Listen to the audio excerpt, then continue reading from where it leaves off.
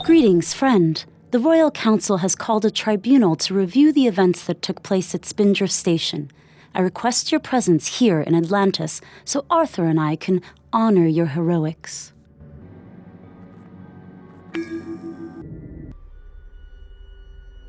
Greetings, my beloved.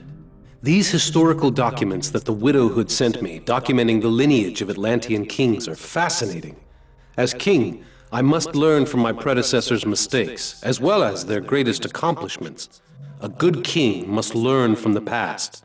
Only then can we build a better future. My love, you're as wise as you are cliché.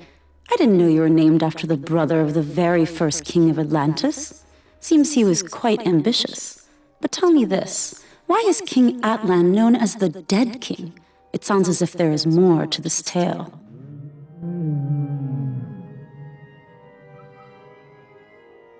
According to this, King Atlan was a powerful mage known as the Great King. He crafted the Trident of Poseidon and was founder of the House of Atlan. His brother Orin I betrayed him, killed his family, and took his place as king. Atlan, believed dead, went into exile to seek revenge. Definitely a dark time in our history, it seems. While in exile, Atlan forged several powerful artifacts from a mysterious metal, the most powerful of which was the Scepter of Atlan, known now as the Dead King's Scepter. Atlan used the scepter to sink Atlantis as punishment for his betrayal. This all sounds familiar, Arthur. This was during the time when Atlantis resided above the sea and my home, Zebel, was still part of the kingdom proper. If I recall, legends claim that Zebel sank into a vortex inside what land dwellers call the Bermuda Triangle. The vortex transported our people to our current home. So, it was the Dead King that separated our people and destroyed Atlantis? So it was the Dead King that divided our people and destroyed Atlantis? How absurd. Imagine how different things could have been if Atlantis had remained above the sea and Zebel was never chastised as outsiders and criminals. But surely this is all legend and folklore. If not, then where are the Dead King's artifacts today? I'm afraid this is not a legend, my love. The Dead King's scepter and the rest of his artifacts were buried with him in his tomb, deep below the palace. Only one of his creations was not buried with him.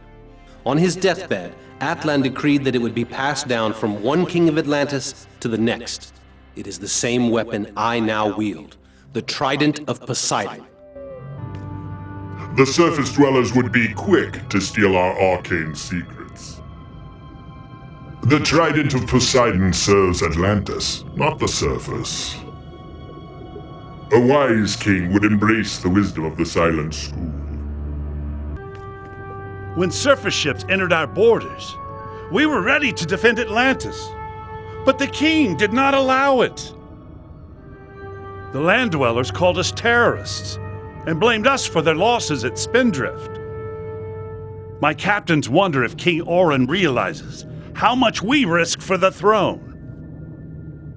Our king must defend Atlantis, regardless of who threatens it. My opinions matter not. I live to serve the throne. I have told the Lord King that the Drift must serve Atlantis, not the surface dwellers. My duty is to serve Atlantis and the throne. Orin is a good and brave man, not that all good and brave men make great kings. The Dry Land Embassy was a fiasco that put Atlantis at risk. King Orin has been focused on peace with the surface at the dismay of his people. Atlantis must remain a sovereign nation. Past kings have always respected that.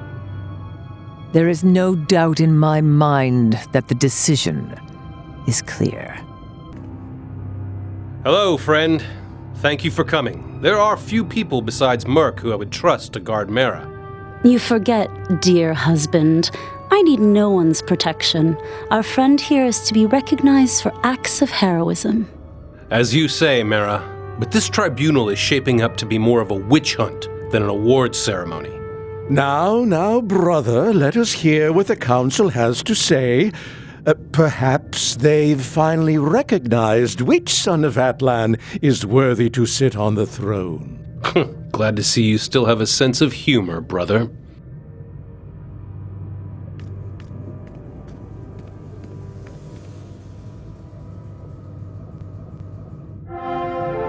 Your devotion to the surface world has brought our nation to the brink of ruin.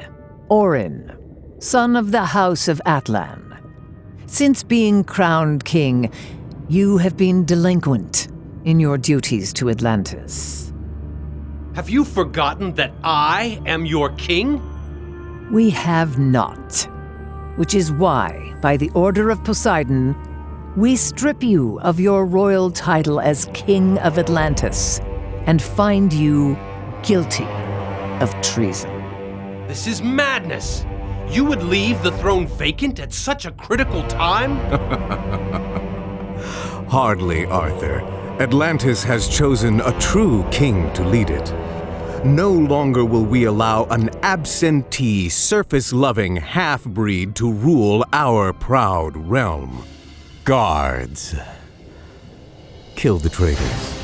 Wrath! You will pay for this insolence!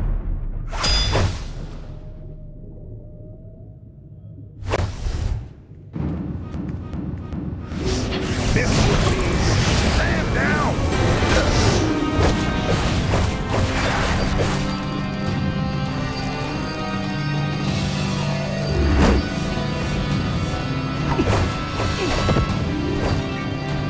Mara, go now!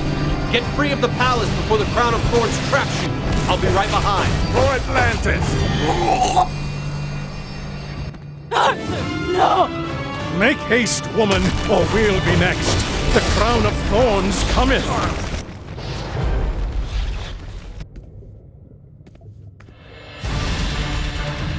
Nothing can stop the Crown of Thorns. It is an ancient forbidden magic from the time of Orion. All the exits are blocked. Quickly, this way. I have a plan.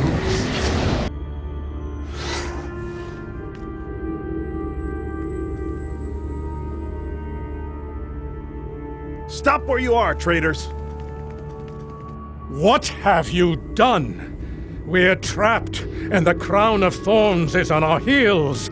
You have doomed us. Orm, stop sniveling and use your brain. You and I will hold back the Crown of Thorns for as long as we can to buy time for our friend to deal with the Drift Commander.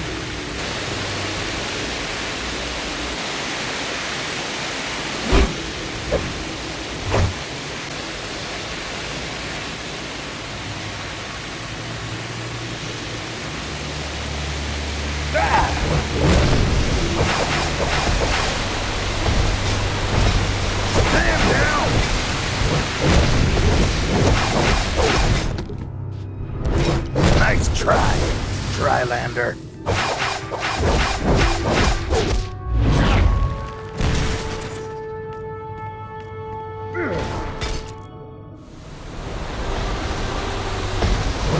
Treasonous fiend! Fight Poseidon! Nice try, Trylander.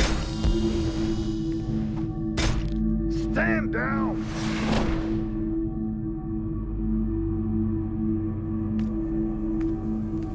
That was weak.